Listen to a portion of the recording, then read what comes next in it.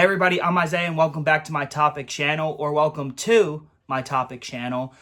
If you guys have noticed, it's been a while since I filmed on this channel. Before we get started off, how's everybody been? I know it's been a little bit of a break ever since I filmed my last video, which was the Sonic 3 review.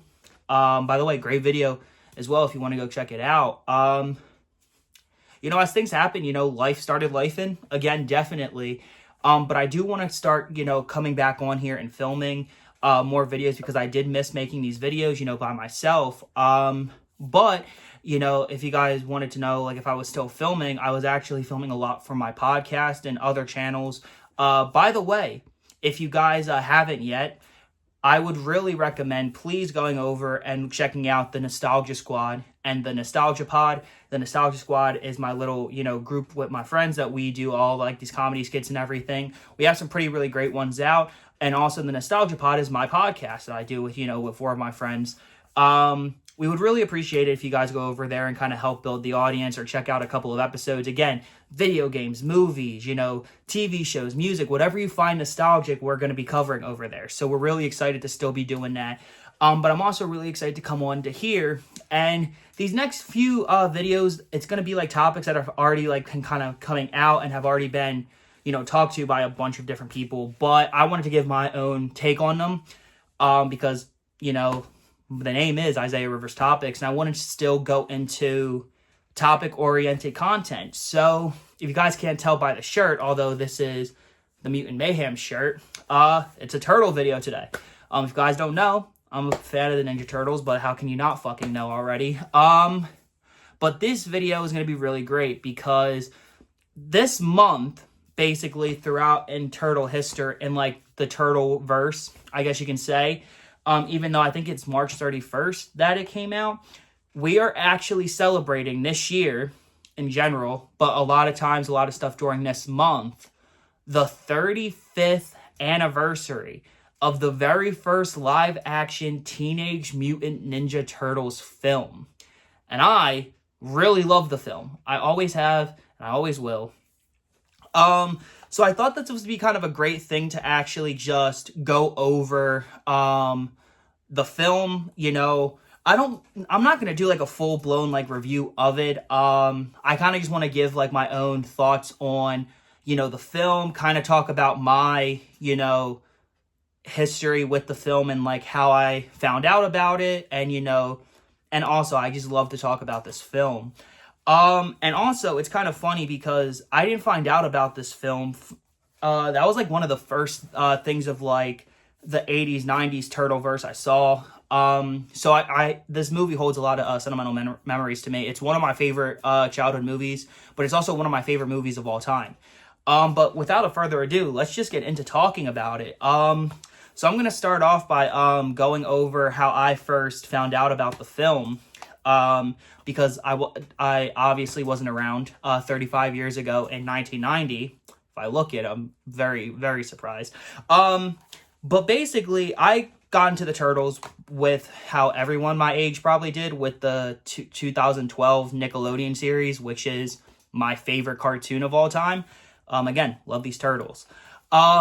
So I had only thought they were just a Nickelodeon show that Nick had started, and I was like, oh wow, this is the greatest show I've ever seen. I was very much already, I was 7 years old when the show came out, and the Turtles had already taken over for the most part. So in 2012, we were in a Kmart. I was in a Kmart with my mom, and I'm really surprised I still remember this, but we were Christmas shopping and getting ready for the holidays. And by that point, I had already basically developed the turtle radar where I could literally scope anything TMNT related out. And I actually ended up, we were at the $5 bargain movies of all things, right? And we found this is not the actual artwork. I'll throw a picture up. The 4 film collection Teenage Mutant Ninja Turtles. And I'm like, 4 turtle movies? What? I had never heard about them. So I asked my mom if we could get it. And I guess because it was, again, a $5 bargain movie, she was like, yeah, sure, Merry Early Christmas or whatever. So and I still have it. You know, this is the four film collection. I know it doesn't look like it. I actually did have at one point just the regular standalone Turtle DVD. I think the other artwork got damaged, so I just split this in to show that it was still the Ninja Turtles. But you guys can see, you know, when you open it up, there is the original Turtle film in there. But then there's also, when you look underneath it, you have like Secret of the Ooze, Turtles in Time, and the CGI movie.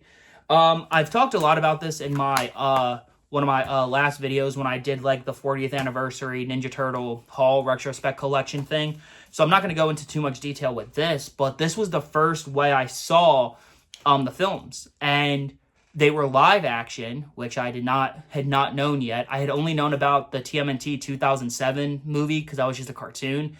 And with the Turtles' popularity coming back, that always ran on Nickelodeon, Cartoon Network of all things as well. So when I saw the live action movie from 1990, the first one, my mind was fucking blown because these turtles looked fucking real. And that was probably due to the fact of, you know, the great Jim Henson's Creature Shop's work. If you guys don't know, Jim Henson, who created the Muppets, Sesame Street, all that, he worked on the 1990 Turtles film. He was the main costume designer of these turtle costumes, and they are done so fucking well that it's really crazy because you start to think that these turtles are actually, you know, alive and are real, which is the whole gimmick.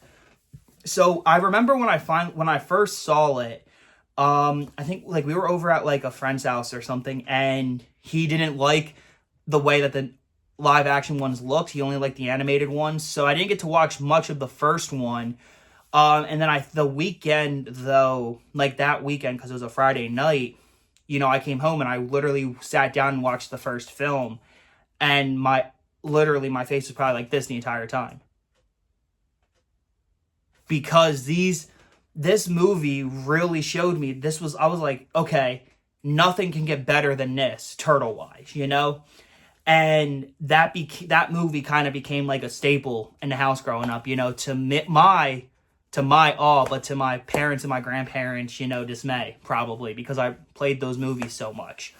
And I've obviously fell in love with all the other ones. And then when the Bay films, you know, say whatever you want about them, when those came out, I got really excited because I finally got to see an actual live action turtle movie in theaters because I only had those DVDs. And I think that's kind of where my first like nostalgic history kind of showed, because I loved doing the deep dives on the turtles back then, and that's where I learned everything. To the love of me, but the dismay of my parents and my teachers.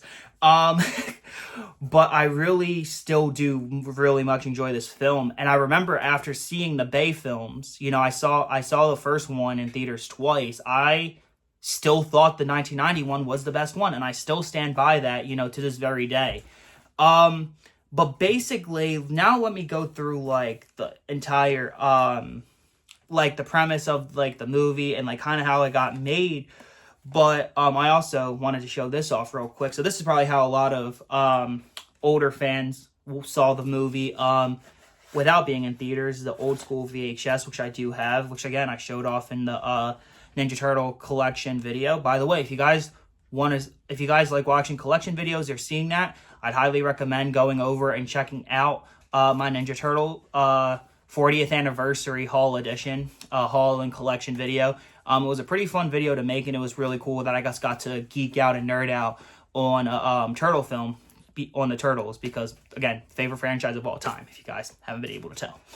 But basically what had happened was, when the Ninja Turtles movie first came out, it was pretty much what a lot of people thought it would be, an ultimate failure. This movie, a lot of people thought it was going to fucking flop, because when they saw cartoons and toy movies kind of like Masters of the Universe, that was the main one that they were like, oh yeah, no, that movie was panned by critics, although it has a cult following and people do like it.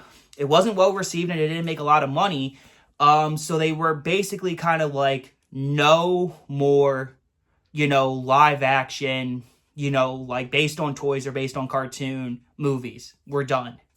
So the Turtles were, again, a gigantic, entity to make a movie, and they knew that it would be profitable. So they call up, Jim Henson, which is actually, this is the final movie he actually ever got to work on. I will put up the answer because I kind of hope that he at least was able to see the film right before he unfortunately passed away, because he passed away a little bit after the film came out. Again, this was kind of like his final project that he could have got to see. But yeah, so when the movie came out, they were like, they couldn't really have, I don't think they had the rights to any of the cartoon aspects. So for better or for worse, they ended up just going back to the original 1984 Mirage comic line, which, if you guys have read that Mirage comic, it's fucking dark, but that's what makes it fucking awesome, because it's the first look of the Turtles. They're all violent. They all have a motive. I love the original comic. So they decided to take that and make it a movie, but give it the cartoon aspect. For example, the color bandanas, the love of pizza, and make it still a little funny and joking like. So the movie got made in '89 for a small budget. A lot of people didn't really want to do the movie. So then they finally got New Line Cinema, who at the time was just a little known studio owned by Touchstone Productions at the time, to get the movie made. And what happened was the movie was a gigantic success. Turtle Mania in 1990 was one of the biggest years for Turtles, period. It made Turtles the best-selling toy line of the 90s at the time. So when you had something that great, you're like, oh, wow, this is incredible. It's an incredibly great movie.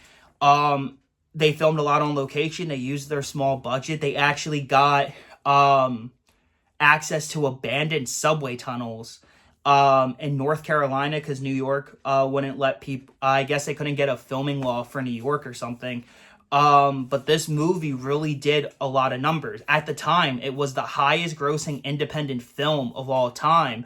I don't know what movie, I should have did a lot more research on this before I did the video, but I don't like doing much. I kind of, with this retrospective, I kind of just want to go on based on my personal, feelings and thoughts of the film.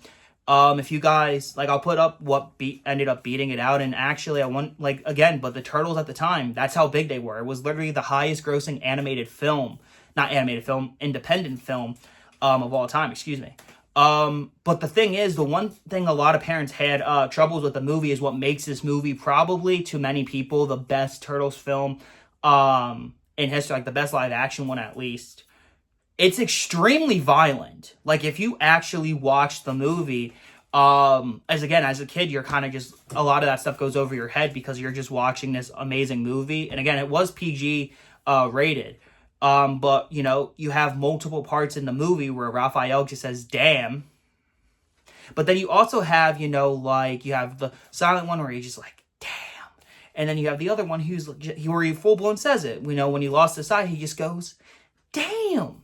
And then probably one of the best lines quoted from Raphael is when he's screaming, come back here! I'm not finished with you! Damn! That's, again, so you have a curse word in there. You also have people going hell once in a while. But again, not too bad to where you're going to get a PG-13 rating.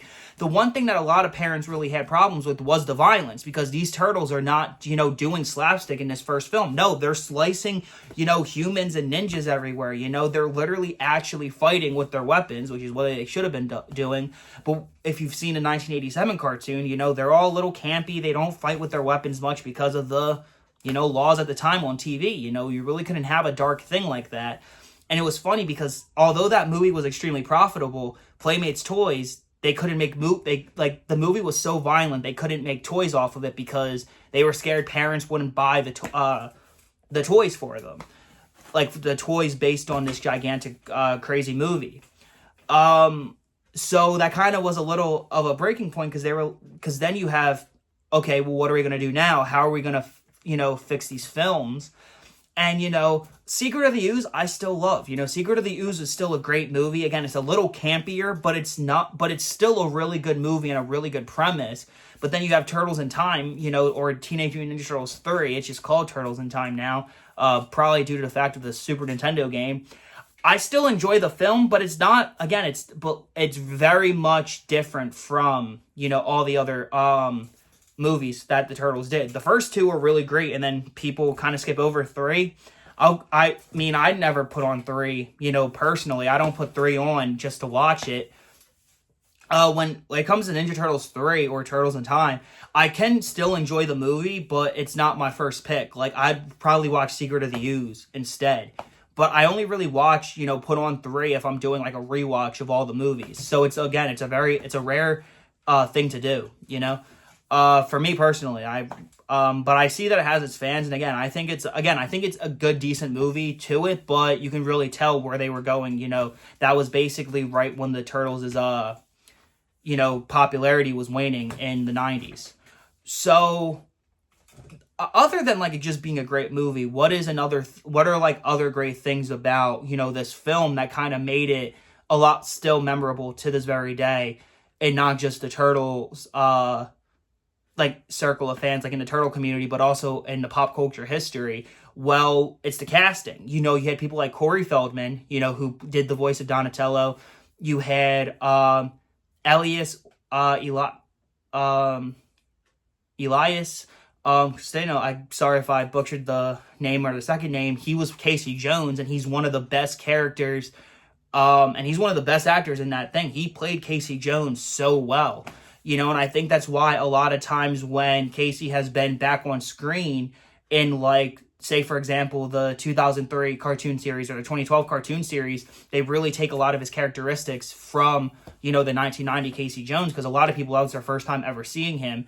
You had, the great Judith Hoag, who was the first, April O'Neil live action, and she's still considered, her and, Paige Turco, who actually replaced her. They're still renowned as the best, live action Aprils, because they're the only good ones we have. But Judith Hoag definitely bought that character really well, into it. Probably you guys a lot of you, if you guys are just like casual watchers, you probably didn't even realize that they recasted April at one point in the second film. But Judith Hoag bought April such like a great character from the comics. Again, she's still a reporter, which she wasn't in the original comics, but that was one of the things they brought over to the cartoon. It's just so many great parts of that film, but it's also one of the main things as well that's also made the movie so memorable, is every action scene, which again is one of the main reasons, parents found it too violent. And the thing is, they were right. I mean, you watch those scenes and you're just, you're excited because you're literally seeing the Turtles fight live action with their weapons and all of that. So you can cut. So again, a lot of people love the April's apartment scene. It's one of the best fights it's probably the best fight in the entire movie, until we get to, the Shredder, the Shredder's performance actually showed that the Shredder was terrifying. When you first watch that movie, the Shredder is built up, and he has like that, he's coming down the dark, tunnel, and, you finally see him walking up, and he's just badass looking, and he looks terrifying. Like Shredder is my favorite, villain, period, mostly due to the fact that the first film's Shredder actually scared me as a kid, because he was actually very menacing. He wasn't like in the 87 cartoon where he's campy, and I think that's a main reason, because the Shredder is supposed to be scary. But again, maybe the movie was the main reason they decided to make him more serious, because if you look at every other version of the Shredder that we have so far, Shredder's been really badass and pretty terrifying. The 2003 Shredder is probably the best cartoon one. As much as I love the 2012s, with all of, the scarred face, the terrifying stuff, Shredder's supposed to be scary. Villains are supposed to be scary. They're not supposed to be campy and laughable at. You want to be intimidated by them. So this movie kind of really just showed how Shredder was actually a terrifying villain. Me and a couple other people, we used to be scared. Like, that Shredder is our favorite Shredder. Like, when a lot of times when I think Shredder and I think live action, it goes to that original 1990 Shredder. But yeah, so there's so much, there's a lot, why this movie is still so popular in the turtle community. It's always kind of been seen. And even now, it is seen and regarded as the best turtle movie there ever is, there ever was, there probably ever will be. And I agree 1,000%. It's my favorite out of the turtle movies. By the way, if you guys would actually like to see a ranking, video of ranking all the films, I'd love to do that. Obviously Mutant Mayhem 2 wouldn't be in there because we don't know much about the sequel yet and we haven't even got anything. So can't really rank a movie if I haven't seen it. Mutant Mayhem was phenomenal though. It was really great. Probably my second favorite, which is actually really saying something. Because again, Mutant Mayhem was a really phenomenal movie. But back to the original, concept of the first film, this started it all for live action, turtle movies and maybe comic book movies too, because even a lot of the Marvel stuff back then, Howard the Duck killed Marvel. The only thing that kind of other than this that brought back dark comic book movies was Batman 89, another great film, another great classic. But this is definitely the greatest Ninja Turtle film in the history of turtle films, and there probably always will be. Because it's so lovable, it's so quotable. This is probably the movie I quote the most, Every time I order pizza, I always want to say, pizza dude's got 30 seconds. Wise man said, forgiveness is divine, but never pay full price for late pizza. If I could say that to every time my pizza delivery is late, I would love to. But obviously you can't. And also, you have, there's so many great quotes, like poor grind. I really do enjoy these movies, and there's been a lot of stuff out for the 1990 film, when the 30th anniversary was a few years ago. Funko released their Funko Pops, which I have in my display case back there, if you can kind of see. They had one with the floating Splinter. Again, all of these scenes, say, for example, them at the ranch house, fighting on the rooftop with Shredder, April's apartment scene. The scene where all the turtles are actually meditating and Splinter's spirit comes out of the fire. That was a tear-jerking scene, and it still is to this day. This film is still highly regarded in pop culture history and Ninja Turtle history. Again, this is my favorite turtle film. It's one of my favorite films of all time. It's probably one of the few films that I can personally watch and never get tired of. Every time this is on, I would sit down if I could every time I saw it on TV, or even if I saw it on a streaming service, which I usually don't watch them on. I try to watch them either on the VHS or the DVD for the most part, because that's how I personally enjoy watching the film. This definitely has to be regarded as one of the greatest comic book movies of all time, and I think it stands the test of time. Sure, you have some weird critics saying that, oh, it's a little campy, but no, it's not. If you watch the film, you can tell it's dark. It's very much dark, It kind of gave some turtle staples. It was the first time Splinter ever referred to the turtles as his sons, other than the comic book, because the show really didn't go into that. He was basically just their teacher. It's the first time we saw that the turtles were mutated and they turned to kids and then teenagers, actually giving the Teenage Mutant Ninja Turtles, who we are, I personally will always probably love this film. And I'm so glad that I was able to, have it in my youth, even though I wasn't around when it first came out. And I still love, the film to this day. And I can't say that enough, I basically can kind of say it, I've seen it a million times. I will definitely see it a million times more. But anyway, guys, I hope you really did enjoy this video, and I hope you guys are pretty excited for other videos that I have planned. Again, these next few videos, if you've already heard of any of the topics or the news that I'm going to be talking about in these next few videos, it's just time for me to play catch up, and I want to do my own kind of spin on a couple of them. And I think you guys will still enjoy a bunch of the videos I have planned. But anyway, guys, thank you guys so much for watching. Please subscribe if you haven't. And if you guys, and as I always say, you're going to need topics in your life. And again, I'm so glad to finally, hopefully, be back fully as I can and still make these great videos for you guys, because I really miss doing it and I still really enjoy doing it. So until I see you guys again, peace to the O, to the U, to the T. Peace out, guys.